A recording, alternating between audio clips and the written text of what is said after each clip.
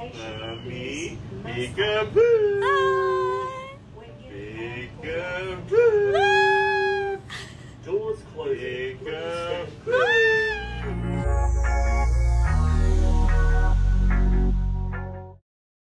Masayang-masaya nga ang anak ni Angelica Panganiban at Greg Homan na si Baby Bean. Habang sila nga ay nagbabiyahe at nasa loob ng tren itong sina Baby Bean, ay nilaro naman nga siya ng kanyang Daddy Greg.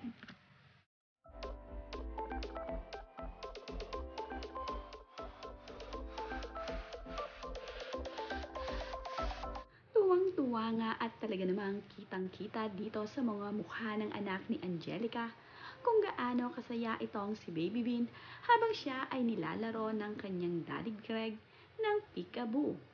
Gustong-gusto nga ni Baby Bean na nilalaro siya ng kanyang daddy. Ang kanya namang mami Angelica ang kumukuha ng video para sa kanyang mag-ama.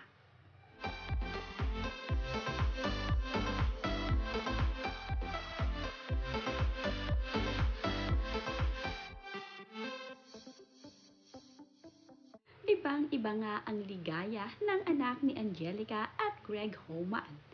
Sa tuwingang nilalaro nila ang batang ito ay talaga namang napapahalakhak at napapangiti sa tuwa.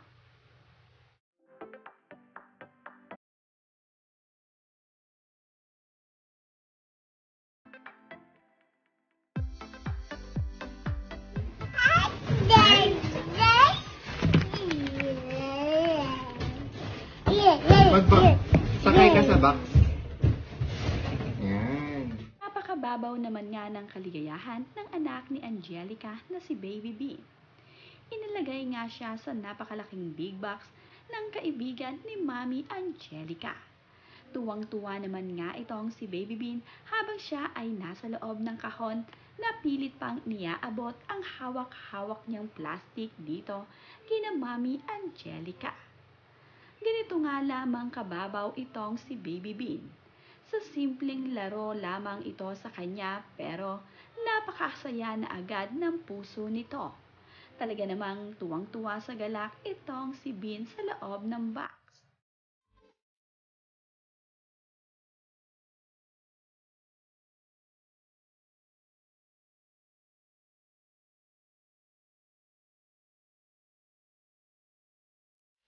Proud naman niyang ibinahagi ni Angelica sa publiko ang larawang ito ng kanyang mag-ama na mayroon ngang caption, ang panganay at ang bunso.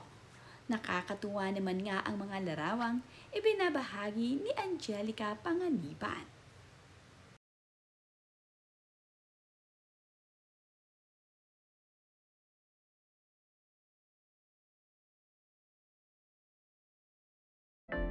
Mahigit isang linggo na nga ring nag-iikot dito sa Sydney, Australia itong sina Angelica Panganiban.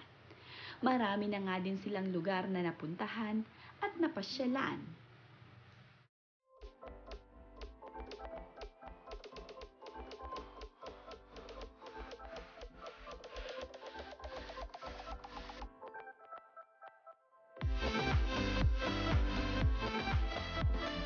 Marami ding mga pagkain na nakakain na at natitikman itong sina Angelica Panganiban at Greg Homan dito sa Sydney. Madalas namang ibahagi ni Angelica Panganiban sa kanyang social media ang kanilang mga kinakain at ang kanilang ganap dito sa Sydney.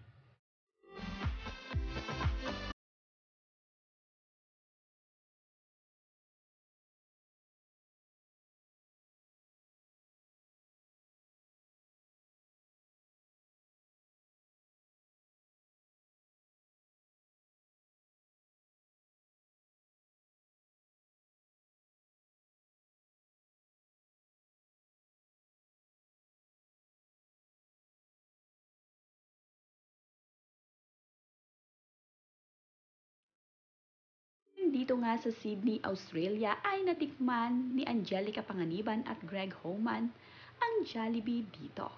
Kumain nga at nag-Jollibee din sila Greg Homan at Angelica Panganiban dito sa Jollibee, Sydney.